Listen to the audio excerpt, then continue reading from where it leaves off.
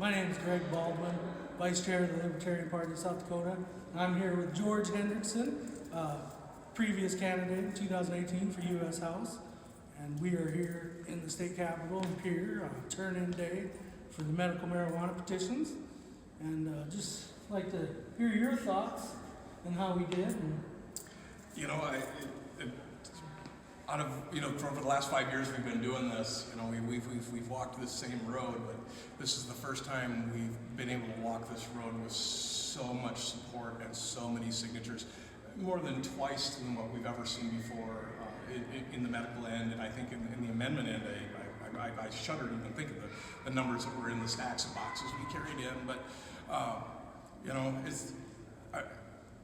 the hopeful feeling that this is the last time we're going to have to fight this fight for our children is a good feeling.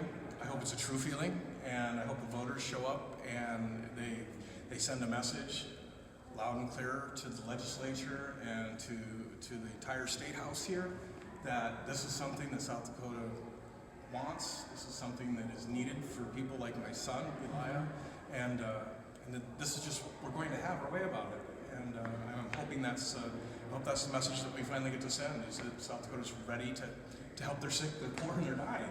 according to the governor, South Dakota is not ready, but according to our signature count, it looks like we are ready. And for people like you, it's an important personal issue, and you've been fighting for a few years to get it done. And I'm happy to do the little bit that I did, and happy to come down here, and it looks great. It looks like we might actually get it done.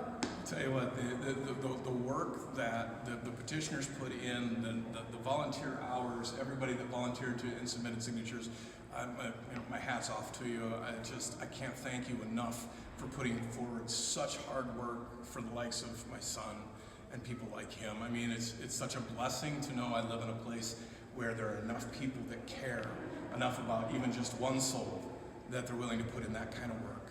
And they've been doing it for years, and this year they pushed it as hard and as far as they could, and they've done a fantastic job.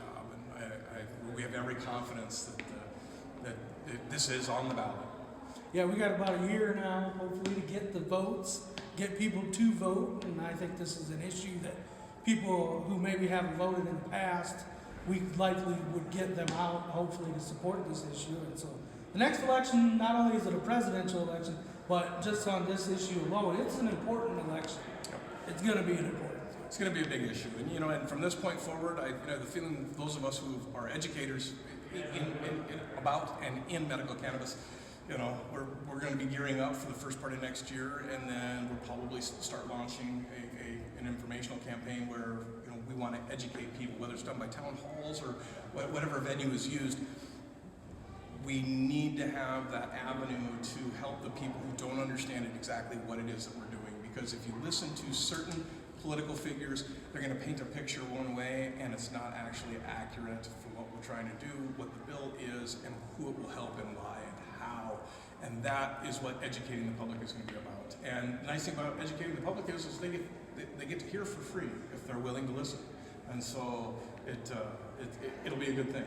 I think it will have a lot of people coming out of the dark about what medical use of cannabis is, and start to understand what a controlled environment it is, and how strictly controlled it is, and how it helps a few select people, not everybody who says, "Oh, ow, my knee hurts." Well, thank you, George, for speaking with us today. It's good to see you, Yeah, as good to see always. you. Thank you.